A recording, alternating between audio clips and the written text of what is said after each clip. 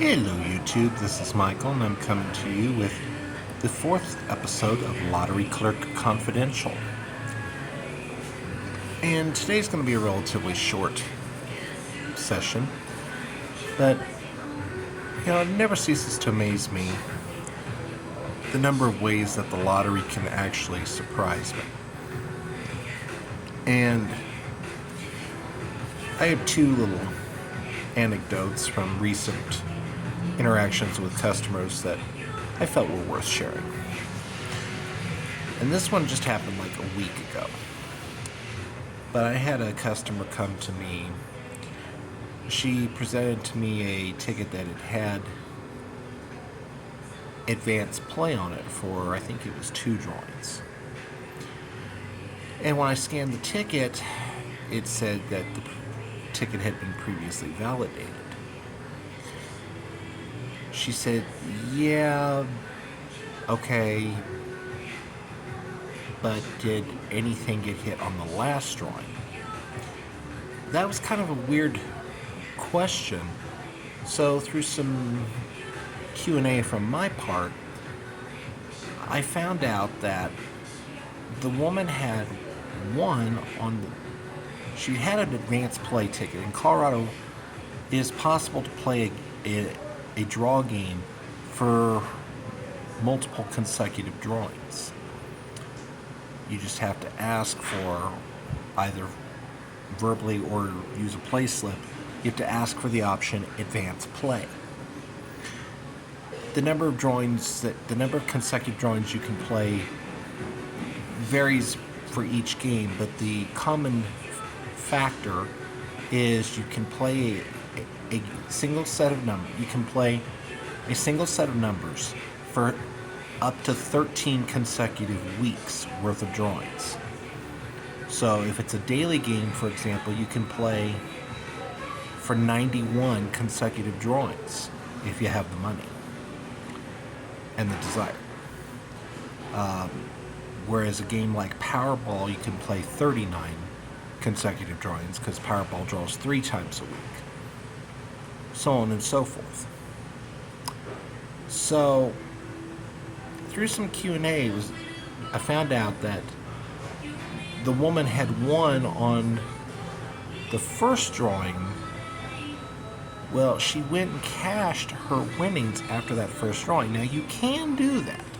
You can, if you win partway through, let's say you do an advanced play for 10 draws.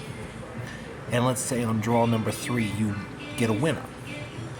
Say you win like $50.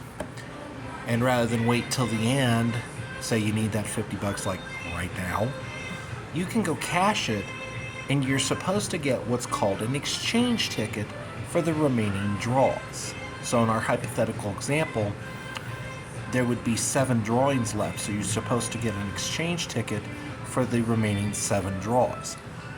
You've already paid for this ticket. You paid for it all up front.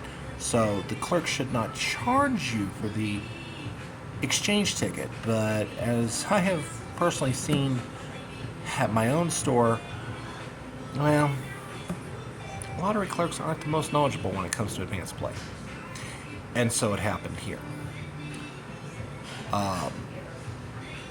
Apparently the other store where the woman had cashed her winner, neither the clerk nor the manager was very knowledgeable about advanced play at all, and in the process they trashed her exchange ticket, which is a real problem. Luckily for the woman, the second drawing did not produce a winner, so she didn't lose out on any money. So this is an open caution to the players and an open letter to all lottery clerks. As a player, if you don't need to cash an advanced play winner partway through, don't. Just don't. Okay? It's not worth the hassles. It's not worth the potential headaches, heartaches, and potential missed money if you get a clerk who doesn't know what they're doing. And if you're a fellow lottery clerk, please, please, please educate yourself on what advance play is, what it does, what the customer's rights, and what your responsibilities are. Please. I do not want to hear another story like that. Ever. And I don't want to hear of another customer who went through that kind of headache.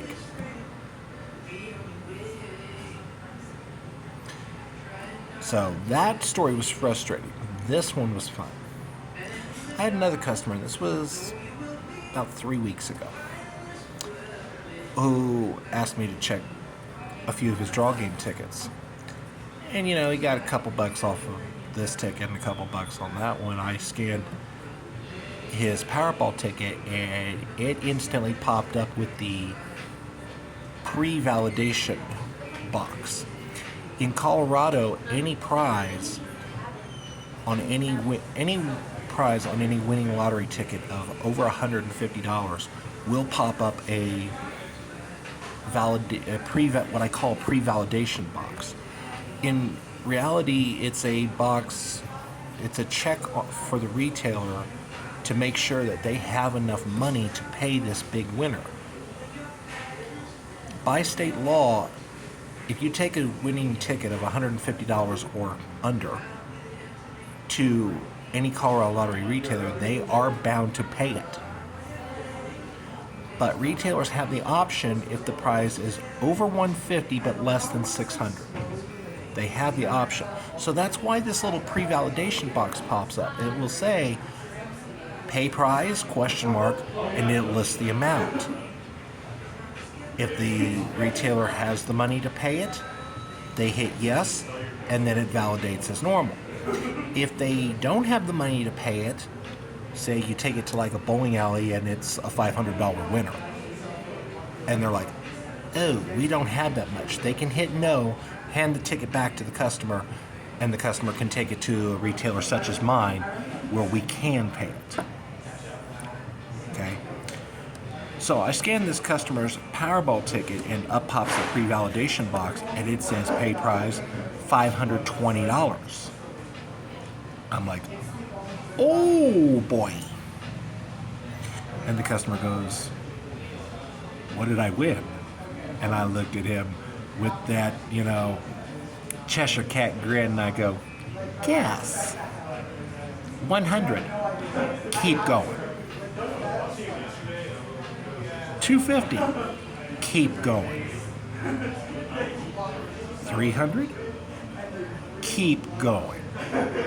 600. No, it's not a claimer.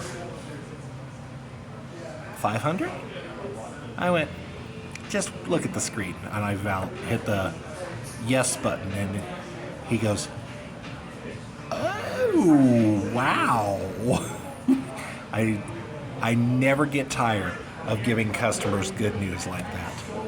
Never, never, never. And I can guarantee you, if you've got any lottery clerk that is worth their salt as both a person and as a clerk, they're going to be happy for you when you bring in those big winners. Now, I'm going to infuse a little reality here, and yes, sometimes I get envious. I see these 500 and 520, 500, these big triple-digit winners, 300, 400, $500 winners. And yeah, sometimes I wish I'd hit them on a little more frequent basis than I do. I tend to get one or two of them a year. I wish I'd get them a little more often, to be perfectly honest with you. I can't even hit 100 with regularity. But I know the reality. The reality is they're rare.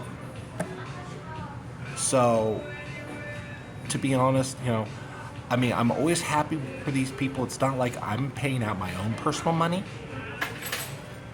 But, there are times when I get a little touch of envy in there. I'm human. I think most clerks are. But I can safely say any clerk who's worth their salt as a human being is going to be happy when the customer brings in a big win. So, this is episode number 4 of my personal observations, my stories, etc., as a lottery clerk. I'd like to hear from the customer's point of view. Some of the interactions you had with lottery clerks. Let's hear about the good, the bad, and the ugly. Okay? We can't improve as lottery clerks if we don't know what we're doing right, what we're doing wrong. So, I invite you to share your anecdotes in the comments, and maybe on a future episode, if I get some of these comments, I'll address some of them.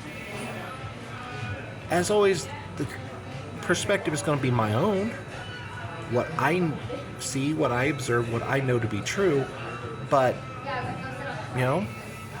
I know there's more than one side to every story. So, I'd like to hear some of the stories from the other side. So, leave that in the comments. As always, if you enjoy the video, please leave a like, please leave a comment. If you haven't subscribed to my channel, please consider doing so. And I thank you, as always, for watching. And we'll see you next time.